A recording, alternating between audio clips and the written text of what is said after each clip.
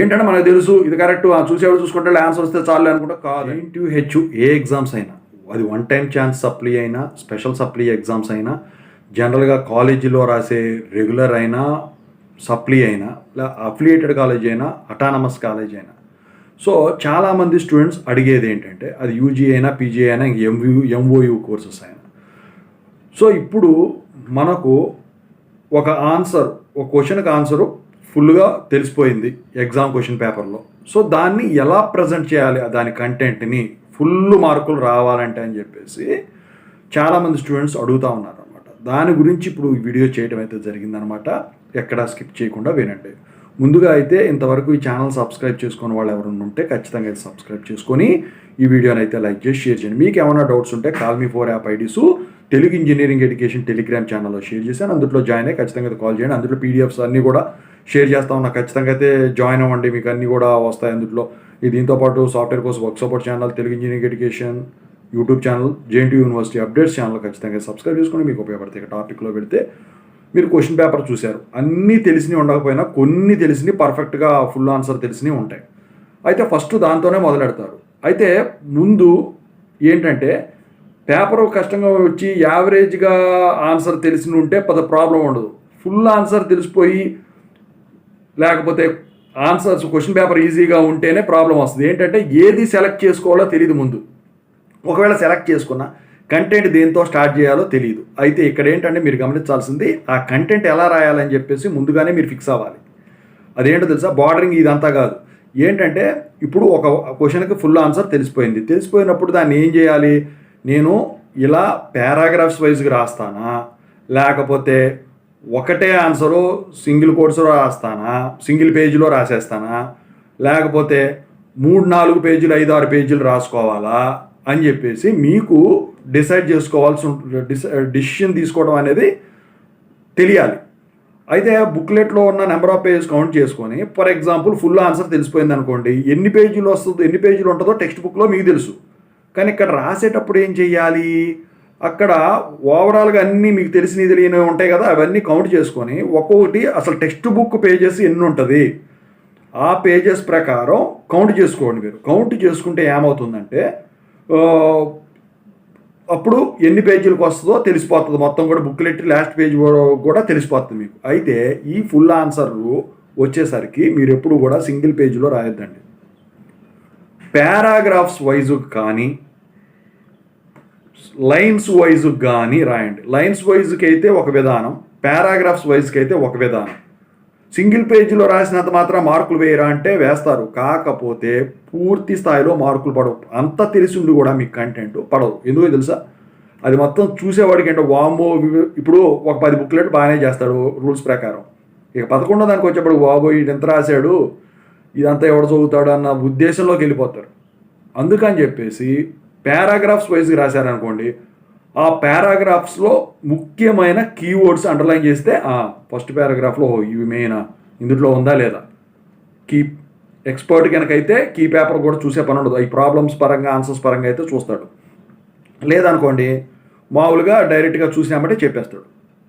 ఇక లైన్లు పరంగా రాశారనుకోండి, ఫస్ట్ పాయింట్ సెకండ్ పాయింట్ అని పెట్టకుండా స్టార్సు ఏరో మార్క్స్ పెట్టండి. ఫస్ట్ పాయింట్స్ నెంబరింగ్ పరంగా పెట్టారనుకోండి, ఏమవుతుందంటే కౌంట్ తెలిసిపోతుంది.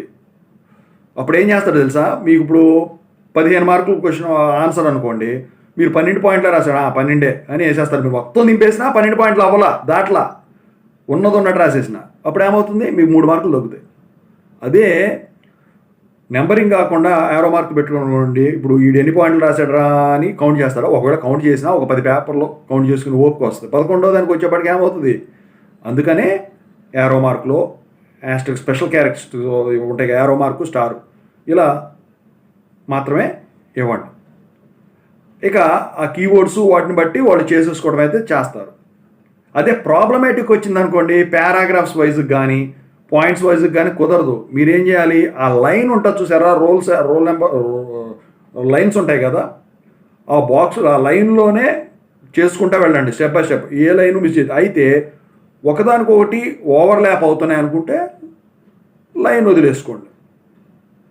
నాకు తెలిసి మీకు నీట్గా కనపడాలంటే ఆ లైన్లో రాసుకుంటా పోతేనే మీకు మార్కులు ఎక్కువ పడతాయి. అయితే ప్రాబ్లమాటిక్ అయితే ఏం చేయాలి, పూర్తిగా తెలిసిన ఆన్సర్ ఉందనుకోండి దాన్ని కొంచెం ఎలాబరేట్ చేయండి, డేటా రిప్రజెంట్ చేయండి. డేటాకి మార్కులు ఎవరైనా ఇవ్వట్లేదు అన్నారు కదా మీరంటే, కానీ ఫుల్ ఆన్సర్ వచ్చినప్పుడు డేటా రిప్రజెంట్ చేయండి, ఫార్ములా వేయండి, స్టెప్ బై స్టెప్ ఏ స్టెప్ వదలొద్దండి. మీకు తెలిసింది డైరెక్ట్ స్టెప్ అస్సలు వేయొద్దండి.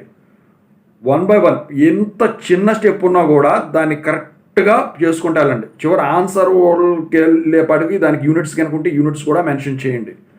ఏంటంటే మనకు తెలుసు ఇది కరెక్ట్, చూసేవాడు చూసుకుంటే ఆన్సర్ వస్తే చాలు అనుకుంటే కాదండి. స్టెప్ బై స్టెప్ కరెక్ట్గా ఉండాలి. ప్రతిదీ చూస్తారు, అప్పుడు మీకు ఫుల్ మార్కులు పడతాయి. ఎందుకంటే మనకు వచ్చింది ఎప్పుడు కూడా ఎలాబరేట్ చేయడం తెలియాలి. మనకు వచ్చిన కంటెంట్ కాన్సెప్ట్ ఏదైతే ఉందో దాని కంటెంట్ రిప్రజెంటేషన్ అనేది పూర్తి స్థాయిలో చేయాలి. అప్పుడు రాని ఆన్సర్ ఏదన్నా ఉంటే దానికి మార్కులు తగ్గిపోయినా మనకు ప్రాబ్లం ఉండదు. ఎందుకురా అంటే ఇక్కడ పడిపోతాయి కాబట్టి. ఇక డయాగ్రామెటిక్ అనుకోండి, కొంతమంది పేజీ మొత్తం నింపేస్తుంటారు, ఎంత చిన్నదానికి కూడా అంత పెద్దగా చేస్తారు. అలా చేయొద్దు. అలా ఒకవేళ తప్పు ఆ ఎగ్జామ్ టెన్షన్లో కనుక కన్ఫ్యూజ్ అయ్యారనుకోండి మీరు బలైపోతారు. అది ప్రాబ్లం, అది ఒక డయాగ్రామ్ కన్నా తప్పు అయితే ఇంత స్పేసు పెట్టుకొని మీకు వచ్చిన ఫుల్ ఆన్సర్ కనుక అయితే అది ఆ డయాగ్రామ్కి బాడీ పార్ట్స్ రిప్రజెంట్ చేసి ఆ బాడీ పార్ట్స్ని కూడా ఎక్స్ప్లెయిన్ చేయండి. తెలిసిందేది కూడా బద్ధకంగా అయితే వదిలేయొద్దు, వాడు వేస్తాడులే అని అనుకోవద్దు. మీరు ఎంత ఫుల్ ఆన్సర్ రాసినా మీరు 15 మార్కులకి మీ సొంతగా వేసుకునేటప్పుడు 12 వచ్చే విధంగా ఉండాలి. అప్పుడే అక్కడ 15 పడతాయి. అదే ప్రోగ్రామింగ్ సబ్జెక్ట్స్ అనుకోండి, అది ఏంటంటే మీ బాగా వచ్చింది అనుకోండి, అప్పుడు ఏంటి, ఇనిషియలైజేషన్ దగ్గర నుంచి ఎగ్జిక్యూషన్ ఆఫ్ రిజల్ట్ వరకు కూడా ఎగ్జాక్ట్గా ఉండాలి. డైరెక్ట్ స్టెప్ అనేది కనపడటానికి వీల్లేదు. లాజిక్తో సహా బాక్సులు కొట్టేయండి, నీట్గా చూపించండి. ఇక్కడ మీరు గమనించాల్సింది కొన్ని ఉన్నాయి. ఏంటంటే ఒకటి, ఫుల్ ఆన్సర్ తెలిసిపోయింది అనుకో కరెక్ట్గా, నీట్నెస్ ఇంపార్టెంట్.